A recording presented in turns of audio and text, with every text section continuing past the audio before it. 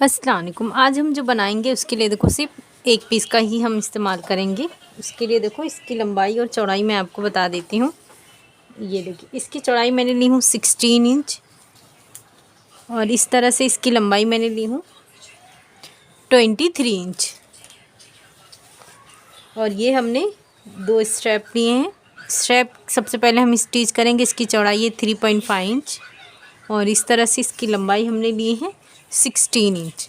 सबसे पहले हम इस तरह से इसे फोल्ड करके स्टिच करेंगे, दोनों स्टेप रेडी करेंगे।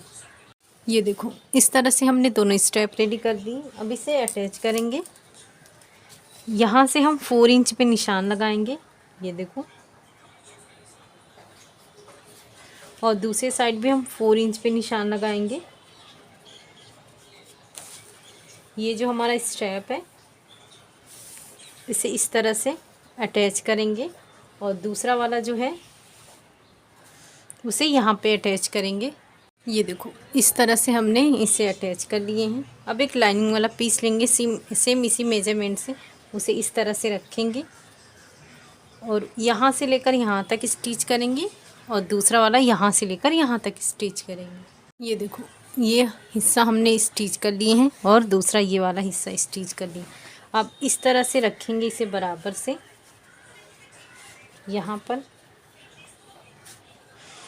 यहाँ से यहाँ तक खुला छोड़ देंगे, बाकी यहाँ से लेकर यहाँ तक पूरा स्टिच करेंगे। ये पूरा स्टिच करेंगे और इसे बराबर रखेंगे और यहाँ से लेकर यहाँ तक स्टिच करेंगे।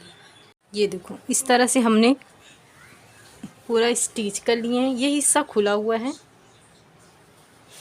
इससे इस तरह से हम जो हमारा फैब्रिक है उसे सीधा करेंगे। ये देखो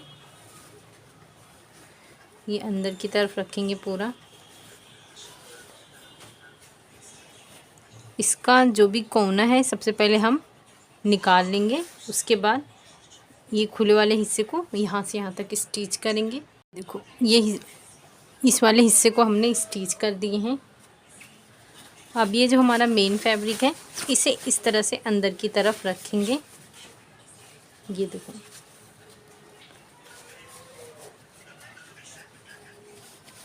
और इसे दोनों फैब्रिक को इस तरह से रखेंगे बराबर से।